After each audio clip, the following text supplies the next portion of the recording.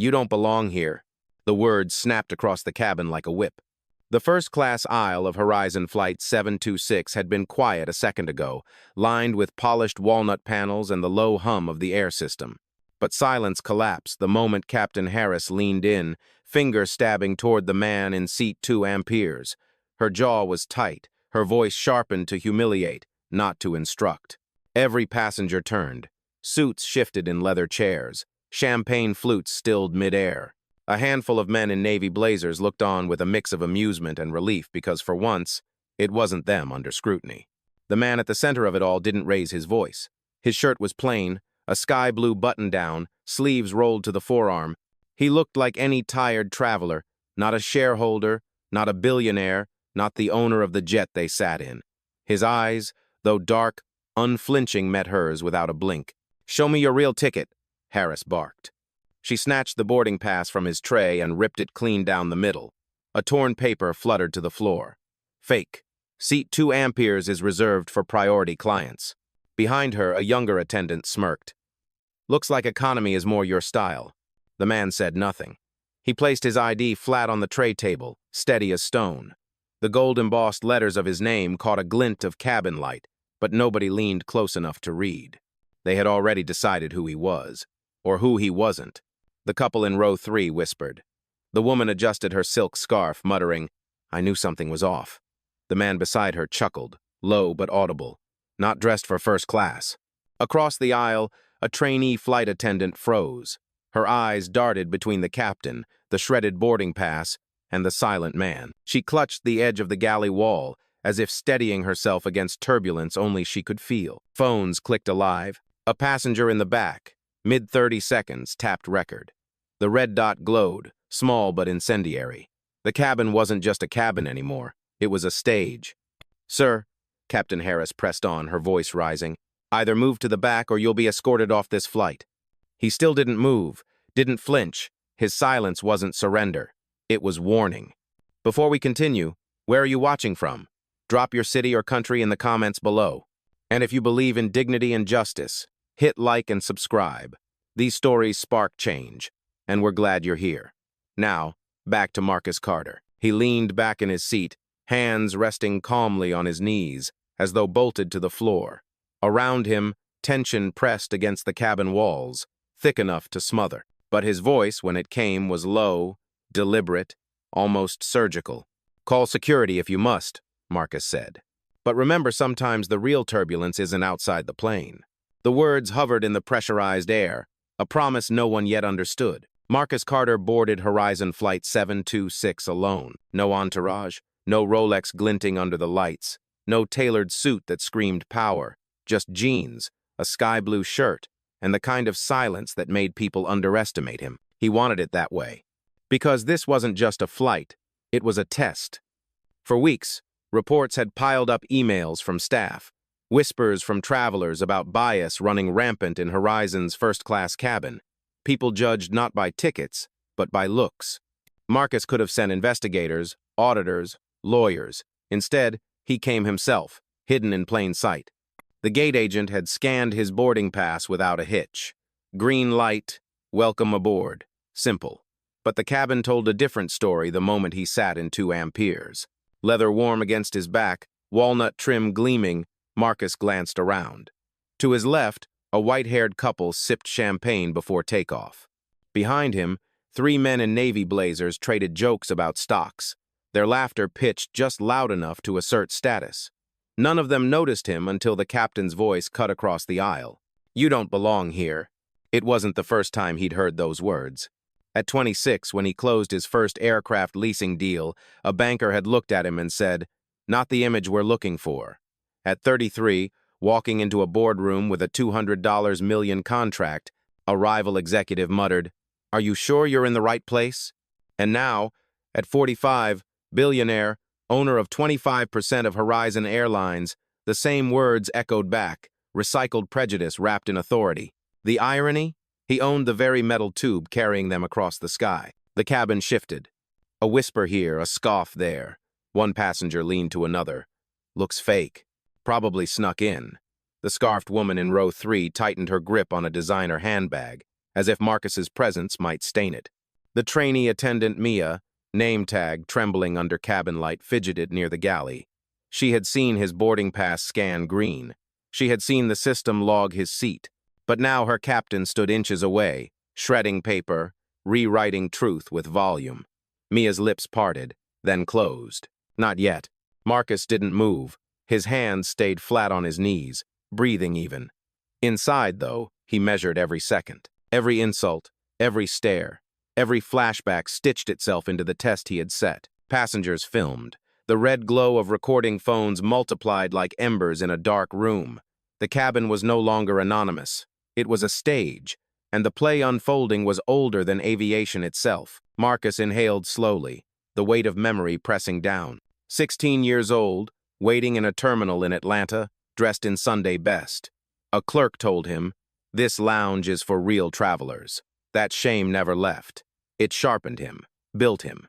And now, decades later, he sat calmly in a seat he'd paid for, on a plane he partly owned, listening to the same script replayed by different actors. He tilted his head just slightly toward the window. Clouds drifted lazy and soft outside, a contrast to the storm brewing inside. The test was working. They were showing him exactly who they were, and he hadn't said a single word yet. The torn boarding pass fluttered to the carpet like a verdict. Captain Harris didn't even look down. She crossed her arms, chin lifted, posture carved out of arrogance. "Seat 2 Amperes has been reassigned," she declared, her voice pitched loud enough for every row to hear. "Sir, you'll need to move back." A ripple went through the cabin. The scarfed woman in row 3 whispered to her husband. "See? I told you." He smirked, leaning back like a spectator waiting for the punchline. The younger flight attendant, Brian, sharp haircut, smirk welded to his face, stepped forward. "Yeah, man. Looks like economy's more your style. Want me to walk you there?" His tone wasn't service. It was mockery. Marcus didn't move, his breathing steady, eyes forward, as if the insult didn't even register. But silence had weight, and it unsettled more than shouting ever could. One row back, a teenager nudged his mother. "Why are they doing that?" The mother hushed him quickly, eyes darting toward the captain. Fear kept her quiet. A man in a gray suit leaned out from seat 4C. "Is this going to delay takeoff? I have a connection in L.A." His irritation wasn't about justice, only inconvenience. Harris gestured toward the back of the plane, as if authority were enough to erase fact. "Sir, I'm not going to repeat myself." The trainee, Mia, finally spoke, voice tentative. "Captain, I saw his pass scan green. It matched the system." Harris turned, eyes sharp as glass. "Stay out of this, trainee." Mia froze, shrinking back against the galley wall. But the damage was done, the words hung in the air like smoke. A few passengers glanced at each other, unease creeping in. Brian chuckled, leaning closer to Marcus. "Come on, don't make this harder. We've seen the scam before. Fake passes, fake IDs. You're not the first to try." Marcus's hands stayed where they were, flat on his knees, steady as anchors. He didn't blink. The man in the gray suit scoffed. "Honestly, you should be grateful they're not tossing you off right now." Phones lifted higher. A woman across the aisle whispered, "I'm filming this. This doesn't look right." The scarfed woman snapped, "Why? He doesn't belong here." "Doesn't belong?" Another passenger muttered, disbelief in his voice. But his phone stayed in his pocket. Not everyone was ready to stand. Mia's hands shook as she pulled a small notepad from her pocket, scribbling something quietly. If she couldn't speak, she'd record another way. Harris stepped closer, towering above Marcus. "Last chance, move or security moves you." And still, he didn't. His stillness was louder than their accusations. The cabin wasn't quiet anymore. It was charged, brittle, moments from breaking. Every insult piled higher. Every whisper added weight. Passengers fidgeted, some entertained, some uneasy, some complicit. In seat 2 Amperes, Marcus Carter sat unmoving, letting the storm swirl around him. He had built empires on patience. He knew how to let arrogance expose itself. And with every second, the cabin was giving him exactly what he came for. Marcus didn't rise. He didn't argue. He simply reached for the slim leather folio on his tray table and slid it open. Inside, neatly stacked, were documents no one cared to see because they'd already decided. Still, he moved with deliberate calm, pulling out his driver's license, his passport, and what remained of his torn boarding pass. He placed them in a clean line across the tray. The gesture was simple, but it carried weight, like laying evidence before a jury. "I don't need to move," Marcus said, his voice low, steady, controlled. "This is my seat." The captain scoffed. "Paper means nothing. We've seen fakes before."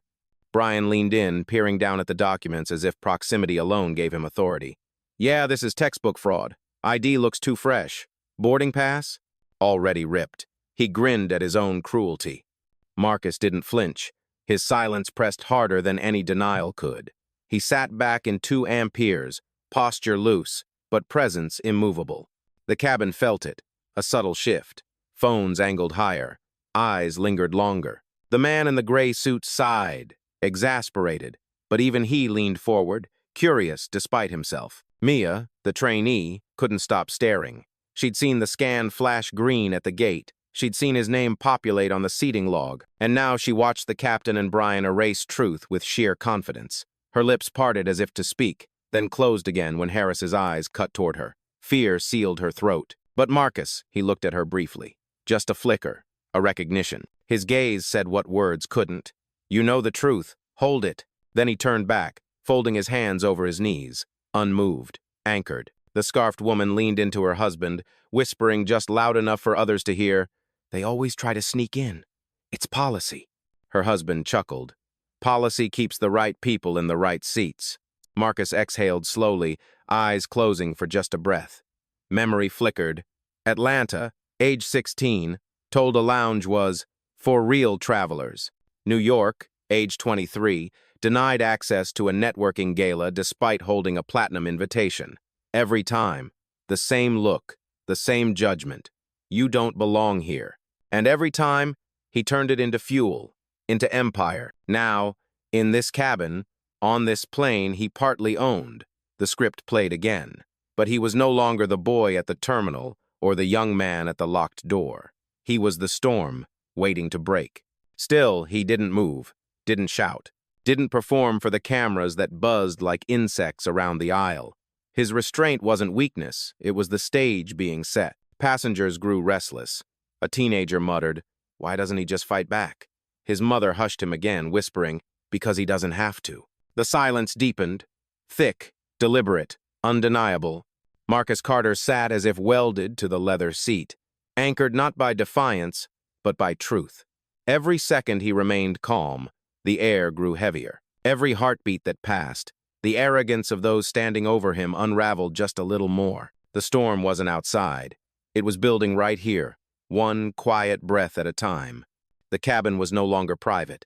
It had become a courtroom, and every passenger was a witness. Phones hovered like silent judges. The red recording dots glowed in the dim cabin, light tiny embers catching fire. A woman in row 5 angled her camera toward Marcus, her whisper barely audible.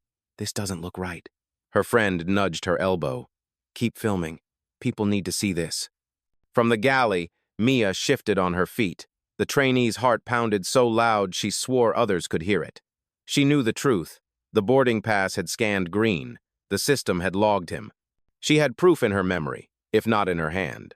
But speaking up meant standing against her captain, against protocol, against the invisible rule.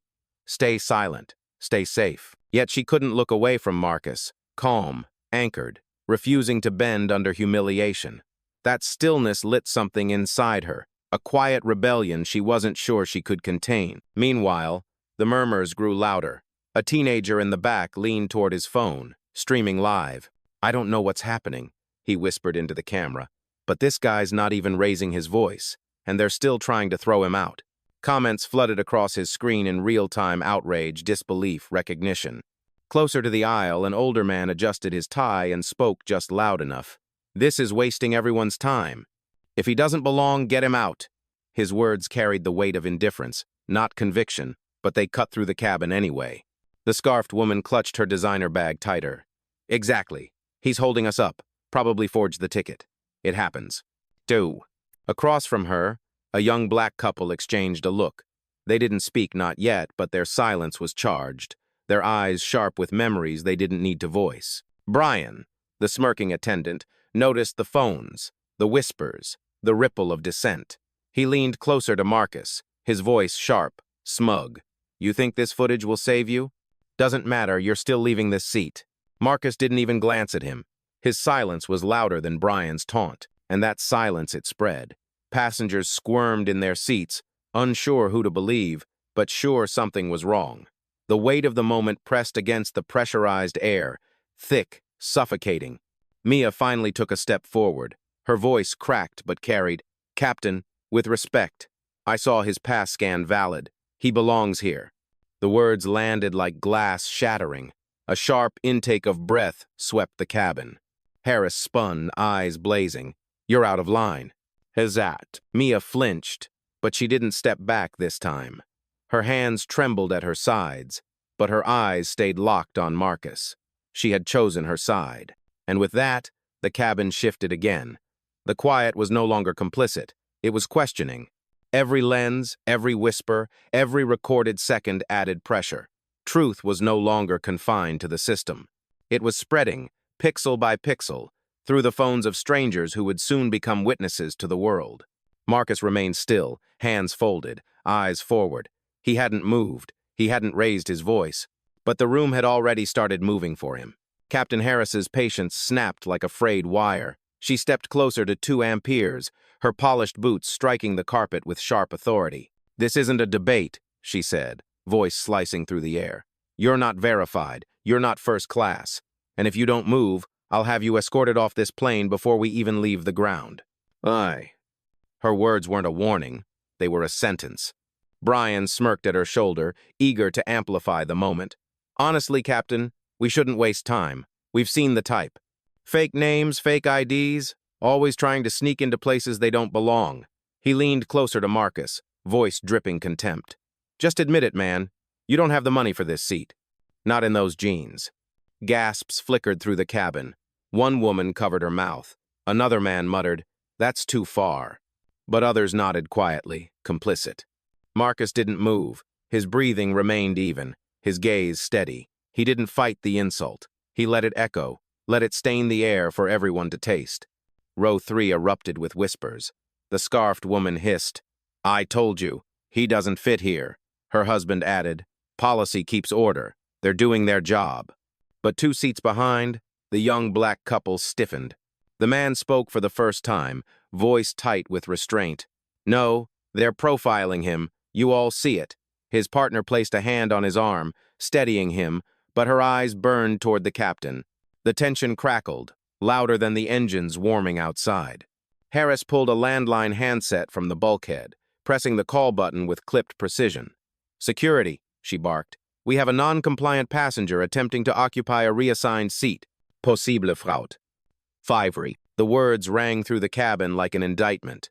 Possible fraud. Passengers shifted, murmurs swelling into a low hum.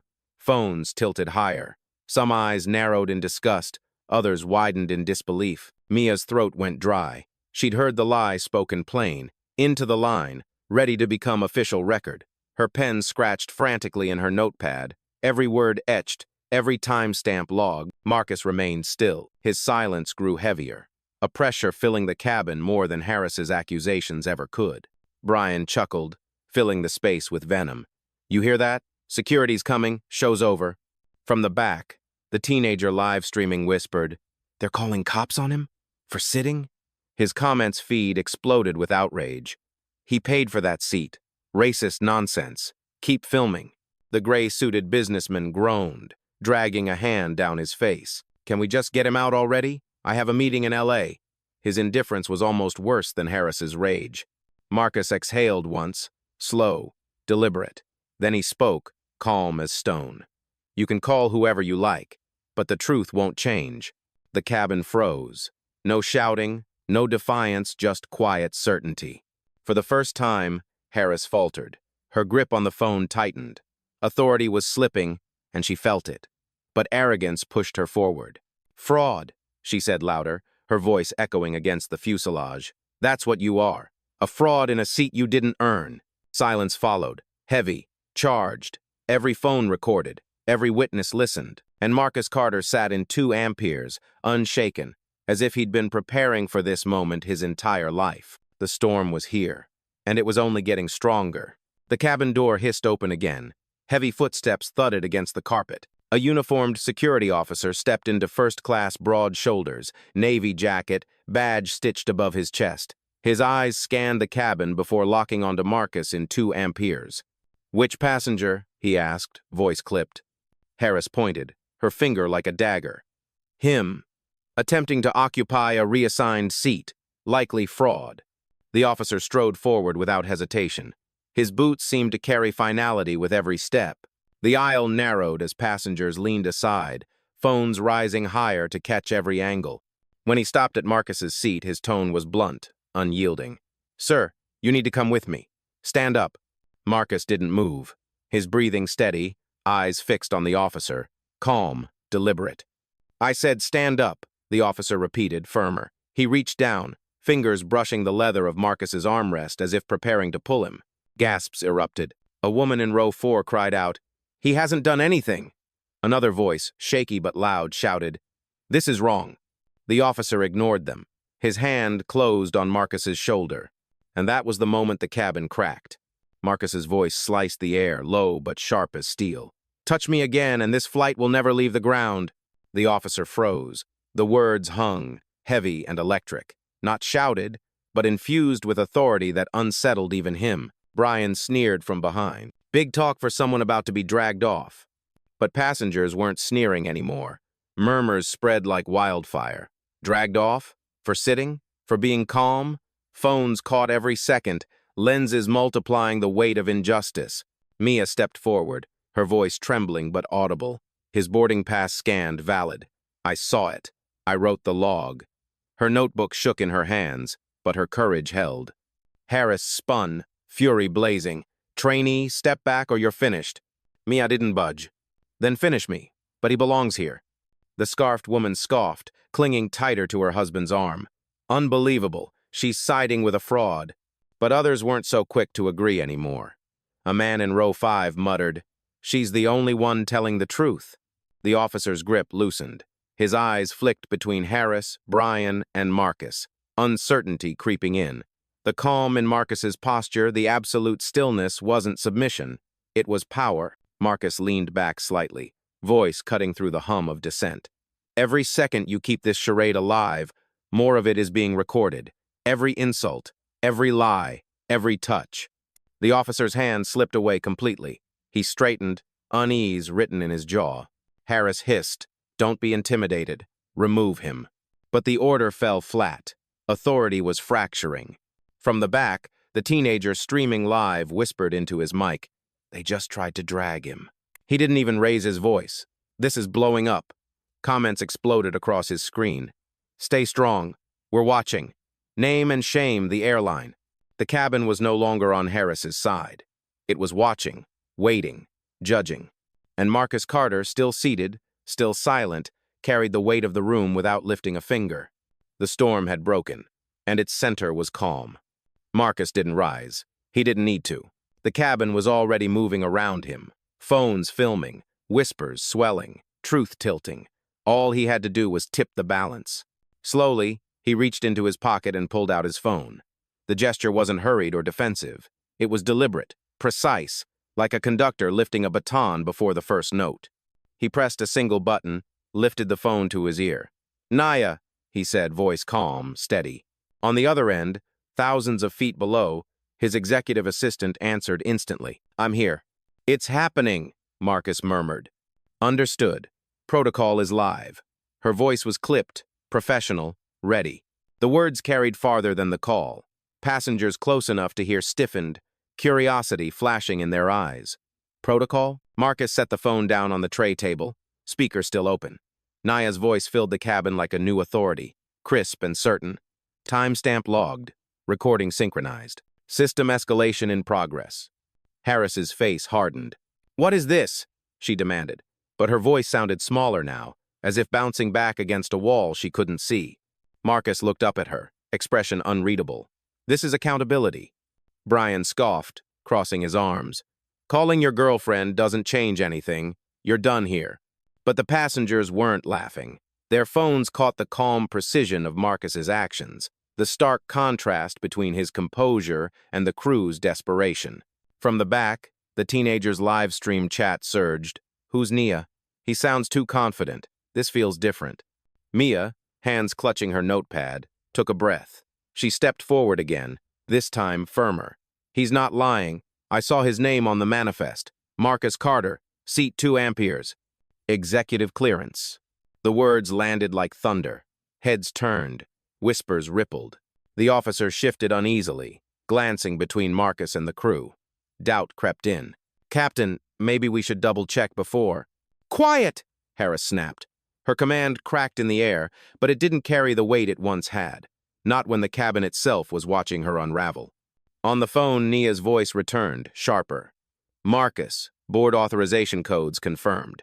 Do you want me to initiate lockout? Gasps rippled across first class. Harris blinked, suddenly unsure. Lockout? Marcus finally moved. He leaned forward just slightly, his presence pressing against the captain without a single ounce of volume. Yes, begin lockout. Log every staff interaction from this moment. Nia didn't hesitate. Confirmed. Horizon internal audit initiated. Phones trembled in hands as passengers realized they weren't just filming a dispute. They were capturing something far larger, something corporate, something systemic. Brian paled, his smirk faltering for the first time. What are you doing? Marcus's gaze slid toward him, calm and unshaken. What you asked for, the end of this charade. The air in the cabin shifted again. No longer just tense, it was transforming. Power was changing hands. And for the first time, the crew seemed to feel the turbulence inside. The cabin had gone still, as if even the engines outside were listening. Nia's voice over the phone echoed like a verdict. Horizon internal audit initiated. Sec. Passengers glanced at one another, whispers sharpening. What kind of passenger had a direct line to an audit system? Marcus looked up, eyes sweeping the room. For the first time since the confrontation began, he spoke with volume, not loud, but clear enough that every corner of first class caught his words. My name, he said evenly, is Marcus Carter. Gasps flickered across the cabin. The name carried weight. Some recognized it immediately. Others fumbled, whispering, who? Only to be answered by those who knew. The Marcus Carter? A man in a blazer murmured. Board member, Horizon shareholder. Marcus didn't blink. Not just shareholder, owner. This aircraft, he gestured calmly to the walls, the leather, the aisle that had turned into a battlefield, is part of my fleet. 26 Horizon planes carry my signature on their titles. The words detonated in silence. Passengers' jaws slackened. The teenager live streaming spun his camera toward his own face, eyes wide. He owns the airline, he whispered to thousands watching. He literally owns it. Mia's chest rose with a sharp breath, relief flooding her features. She hadn't doubted, but hearing him confirm it, seeing the truth, land was vindication. Harris faltered. Her hand tightened around the seat back, knuckles whitening. That's, she stammered, that's impossible. If you were who you claim, Marcus cut her off, his tone razor sharp. If I were who I claim, then ask yourself, why did you think I wasn't? The line hung in the air, lethal and undeniable. Brian's smirk collapsed completely, his face drained of color. He looked at Harris, searching for rescue, but found none. Passengers erupted in murmurs. Some applauded softly. Others muttered curses under their breath, shame for having believed the lie, awe at the revelation. The officer who had nearly dragged Marcus out stepped back, suddenly small in his uniform. Sir, he said quietly, I wasn't informed. Marcus's gaze pinned him without malice, only cold certainty. Because you didn't ask, you assumed. He leaned back into seat 2 amperes, reclaiming it not with force but with presence. And now the world is watching. He nodded slightly toward the rows of raised phones, recording every breath. The scarfed woman who had sneered earlier shrank into her seat, tugging her silk tighter as if it could hide her. Her husband looked away, shame flooding his features. The teenager's live stream chat exploded. This is insane. Plot twist of the year. They messed with the wrong man. Marcus folded his hands calmly, the storm in his silence now revealed as deliberate control. You wanted me out of this seat, he said softly, but this seat belongs to me in every way you can measure. Oh. The plane itself seemed to pause, suspended between humiliation and revelation. And for the first time since the confrontation began, the power in the cabin was no longer in question. The moment hung suspended, fragile as glass. Then it shattered. Gasps rippled through the cabin, a tidal wave of realization crashing over passengers who had sneered only minutes ago. Phones captured every flinch, every blink, every sudden shift in posture. The scarfed woman froze, her lips parting as if to form an apology that never arrived. Her husband turned away, shoulders hunching, shame spreading across his face like a stain he couldn't wash out. Brian's smirk dissolved into panic. His hands twitched at his sides, fingers fidgeting with the hem of his jacket.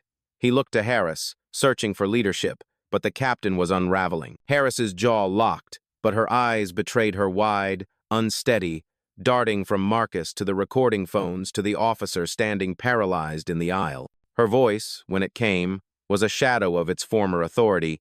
This doesn't change procedure. But it did. Everyone knew it. Mia stepped forward, notebook clutched tight, her voice trembling but clear. Captain, you ordered us to ignore the manifest. You called a valid passenger a fraud. I logged it all. She lifted the notepad as if it were a weapon, truth scribbled in ink. Passengers murmured louder. One man muttered, "She's right." Another woman whispered, "This is going viral. Look already on TikTok." The officer took a half step back, his badge suddenly feeling heavy on his chest. He cleared his throat. "Captain, I think we need to—" "You think nothing," Harris snapped, but her words cracked in the air, brittle and desperate. Authority was slipping through her hands, and the harder she squeezed, the faster it fell. Marcus remained seated, calm as ever, but his presence filled the cabin like gravity. He didn't need to move, others moved around him. Brian's voice broke, thin with fear. "Mr. Carter, I didn't know." Marcus turned his gaze slowly, and Brian's words shriveled under it. No outburst, no shouting, just the unbearable weight of being seen. Passengers shifted sides without standing. A man in row 4 clapped once, sharply, like a gavel. A woman joined in. Soon the quiet scattered into applause, hesitant at first, then certain. They weren't clapping for entertainment. They were clapping for justice, for the balance finally tipping. Harris's face blanched. She raised her hands as if to halt the tide, but the tide had already turned. Phones recorded, eyes judged, truth spread faster than her denials could fly. Mia stood taller now, emboldened. "You don't get to erase him twice," she said, voice ringing clear. The line hit like a lightning strike. Passengers nodded, whispers of agreement rippling through the cabin. The power dynamic wasn't shifting anymore. It had shifted. Brian sagged against the bulkhead, pale and wordless. The officer looked down at his boots, unwilling to meet Marcus's gaze. And Marcus Carter, still anchored in seat 2 amperes, folded his hands. His silence was no longer mistaken for weakness. It was recognized for what it had always been: control. The crew had tried to exile him. Instead, they had exiled themselves. The weight of the reveal pressed down like gravity. Every eye in first class was locked on Marcus, waiting for the next move. The phones, the whispers, the silent judgment, they were all evidence now. Marcus lifted his phone again, his touch deliberate, calm. "Nia," he said, voice carrying across the cabin, "initiate termination protocols." 10. Her reply came fast, crisp as steel. "Ready for names." His gaze slid to Harris, the captain still clutching the jump seat handle as if it might keep her afloat. "Captain Harris, effective immediately. You are relieved of duty. Terminate all access." Gasps broke the quiet. Harris's badge beeped sharply, its display flashing red. She stared at it, stunned, as though it had betrayed her. "Brian," Marcus continued, turning without hesitation. "Terminated. Immediate lockout." The smirk that had once clung to Brian's lips vanished entirely. His badge joined Harris's in blinking crimson, the faint chime sealing his fate. His knees buckled against the bulkhead. "And for the record," Marcus said, voice unwavering, "this aircraft is grounded until a replacement crew boards. Horizon Airlines will not fly with prejudice in the cockpit." Nia's voice returned, calm but final. "Confirmed. Horizon 726 grounded. Access revoked for Harris and Brian. All logged for legal audit." The cabin erupted, not chaos applause. Passengers clapped, some standing, some raising their phones higher to capture the moment of reversal. Justice delivered. Live. Undeniable. The officer who had nearly dragged Marcus out dropped his eyes, shame burning through his uniform. "Sir," he stammered, I didn't know. Marcus looked at him once, measured, and said, "Now you do." Mia stepped forward, notebook still in hand. Her voice trembled, but it carried strength. "They tried to erase the truth, Mr. Carter, but you turned silence into power." Marcus inclined his head. "Because silence isn't weakness, it's warning, and their mistake was thinking otherwise." The scarfed woman who had sneered earlier buried her face in her hands, shame crawling across her features. Her husband shifted uncomfortably, unable to meet Marcus's gaze. Around them, other passengers nodded, applauded, whispered their approval. One man clapped louder than the rest. "This is what accountability looks like." Another voice shouted, "About time!"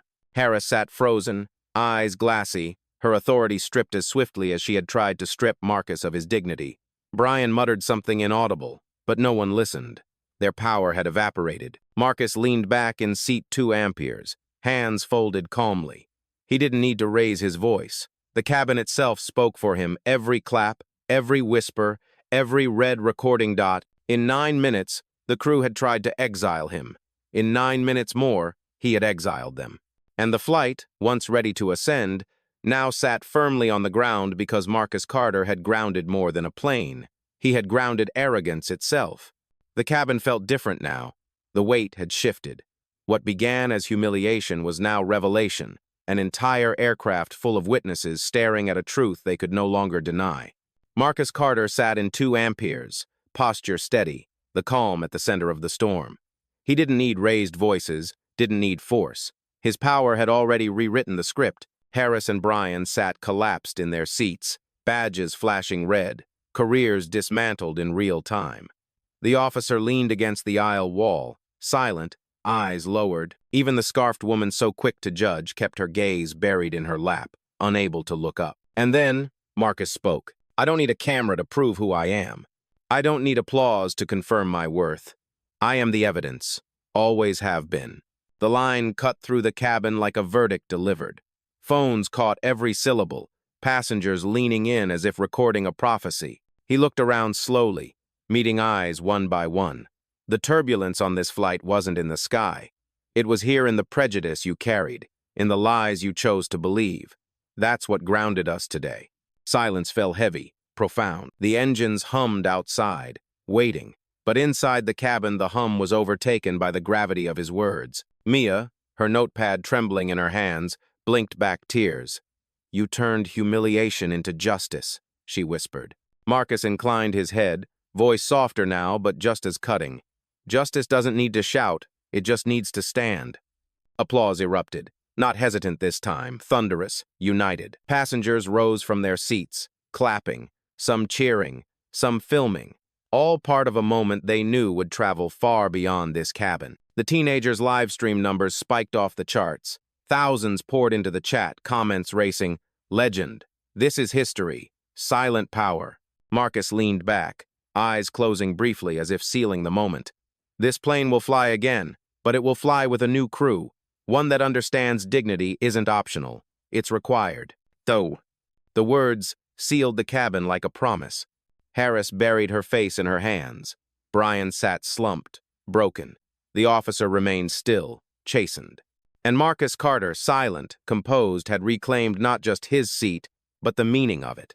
For every passenger present, for every stranger watching through a glowing screen, one truth rang out.